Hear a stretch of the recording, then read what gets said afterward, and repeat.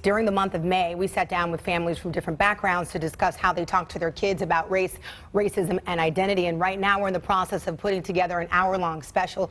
We taped it last week, and it'll air in its entirety in July. So we brought back two people from each episode, and we brought in University of Washington professor Relina Joseph. And one of the issues that came up was, how do you have a conversation with your kids about the current immigration issues? And here's what one father had to say. This past few weeks have been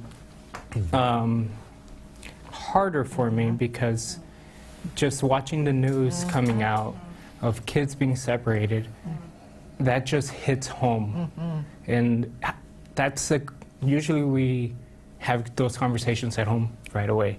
That's a conversation that I've avoided. I don't know how to tell my daughter people are being separated from their parents, your age, older.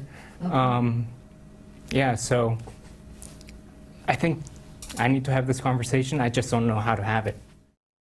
A very emotional moment for Alex Jabalisco, who is the husband of our producer, and he is also an American citizen, but he's originally from Guatemala, But one of the questions that he raised during taping that stuck with me is, why is the Latino guy the one that has to bring up the discussion about immigration issues? Should we as Americans be taking on this discussion as an issue that impacts all of us?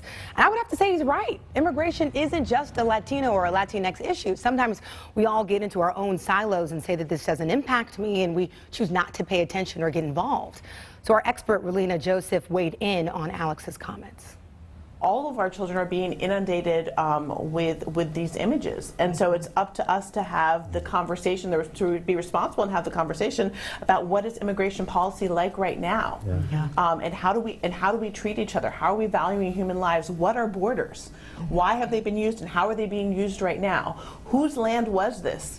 Right? I mean, to have that real conversation. But I think it's also, I also hear in your voice this fear of kind of wanting to be the big strong dad and not to fall apart in front of your kids.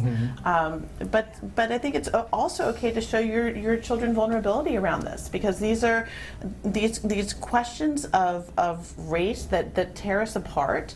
I think it helps to give our children strength to see how much it affects us, right? And yet how we struggle through them, and we cry through them, and we scream through them, but we make our way through them, right? And that's how we get strong together as a family. That's how we should get strong together as a community, by talking about them and strategizing and figuring out how to move forward, right? It's the silence that kills us.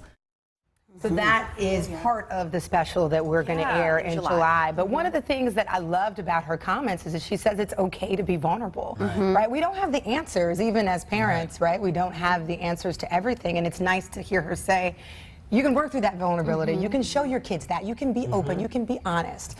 I think that was a really good takeaway.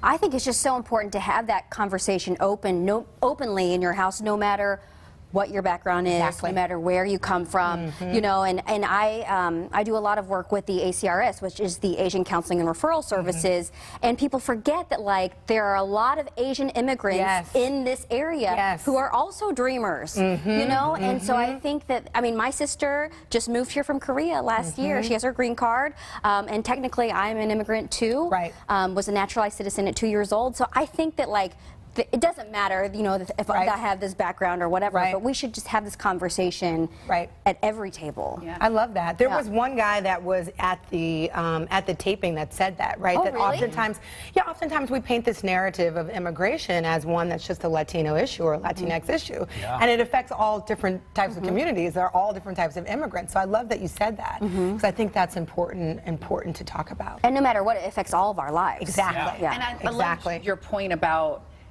other people other than the person affected caring and taking action.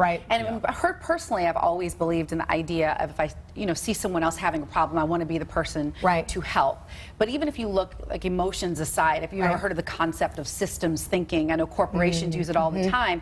It's the idea, if one thing changes in a company, it's going to impact the other, whether you realize it or not. It's impacting it. And I feel like it's the same with human beings in this world. We have this system, and we sometimes falsely think, well, oh, it's that community, it's that group, it's that country. Eventually, it impacts all of us, which is why we should care, and how we respond to it may be different. But turning our backs to it isn't going to solve anything. Right. Okay. Oh, I can't wait for that special. Yes, it should be good.